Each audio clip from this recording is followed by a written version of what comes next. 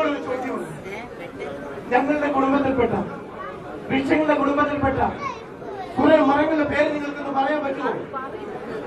കുസൃതിക്കൂട്ടൻ കൂട്ടുകാരെ, കുസൃതിക്കൂട്ടൻ കൂട്ടുകാരെ,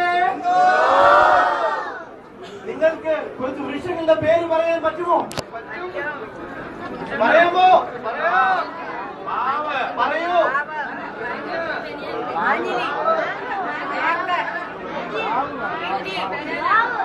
ശരിയാണ്, ഇത് പറഞ്ഞതെല്ലാം ശരിയാണ്. ഇതെല്ലാം ഞങ്ങളുടെ കുടുംബത്തിൽപ്പെടുന്ന വൃക്ഷങ്ങളാണ്. പക്ഷേ മനുഷ്യൻ ഞങ്ങളെയെല്ലാം കെട്ടി നശിപ്പിച്ചുകൊണ്ടിരിക്കുകയാണ്. എനിക്കിത് ഒരു സങ്കടം കൂടി ബാക്കിയുണ്ട് സുഹൃത്തുക്കളെ. എന്നെ വെട്ടുമ്പോൾ കുറെ പക്ഷികൾ എന്റെ ചെടികളിൽ വസിച്ചിരുന്നു. അവരൊക്കെ എവിടെ പോയി എവിടെ പോയി അറിയില്ല. എന്നെ ആഗ്രഹിച്ചു കഴിഞ്ഞിരുന്ന മറ്റൊരു ജീവി ഉണ്ടായിരുന്നു, ഒരു പാവം പാണ്ട. നിങ്ങൾക്കറിയുമോ പാണ്ടയെ പറ്റി? വംശനാശം നേരിട്ടുകൊണ്ടിരിക്കുന്ന പല ജീവികളുടെയും പ്രതിനിധിയായി ഒരു പാണ്ട ഉണ്ടായിരുന്നു. എവിടെ പോയി എന്നുപോയി എന്നൊന്നും എനിക്കറിയില്ല. ഒരുപാട് സന്തോഷിച്ചതിനുമായി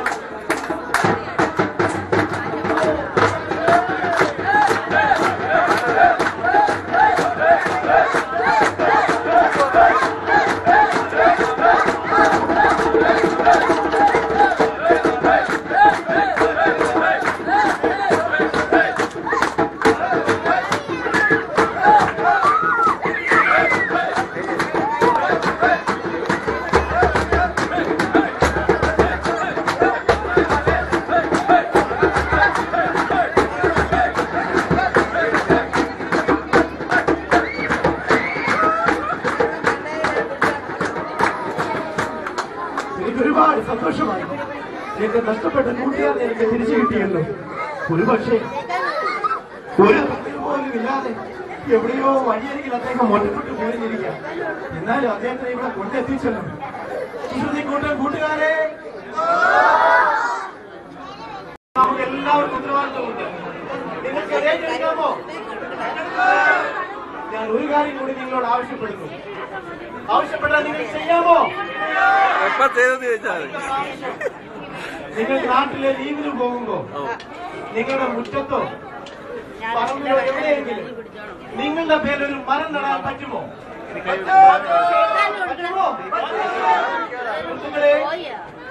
കൂട്ടുകാരെ, കൂട്ടുകാരെ, ഈ പ്രകൃതിയിലുള്ള സകല ജീവജാലങ്ങളുടെയും പേര് ഞാൻ നിങ്ങളോട് നന്ദി അറിയിക്കുന്നു. ഈ പ്രകൃതിയെ സംരക്ഷിക്കുന്ന ഉത്തരവാദിത്വം നിങ്ങൾ ഏറ്റെടുത്തതിൽ ഞാൻ ഒരുപാട് കൃതാർത്ഥനാണ്. എല്ലാവരോടും നന്ദി അറിയിക്കുന്നു. അപ്പോൾ നമുക്ക് നമ്മുടെ കുസൃതിക്കൂടലിന്റെ ആഘോഷങ്ങൾ തുടങ്ങാം. നമ്മുടെ ഈ പ്രാവശ്യത്തെ ചിന്താവിഷയം എന്താണെന്ന് അറിയുമോ? ഇല്ല, ഞാൻ പറഞ്ഞു തരാം, നിങ്ങൾ ഏറ്റു പറയണം. സുന്ദരഭൂമി, സുന്ദരഭൂമി, സുന്ദരഭാവി. നമുക്ക് നമ്മുടെ ഭൂമിയെ സുന്ദരമാക്കണ്ടേ? ആക്കണ്ടേ? കുസൃതിക്കൂടൽ കൂട്ടുകാർ തയ്യാറാണോ? ഒരിക്കൽ കൂടി ചിന്താവിഷയം പറയാം. സുന്ദരഭൂമി,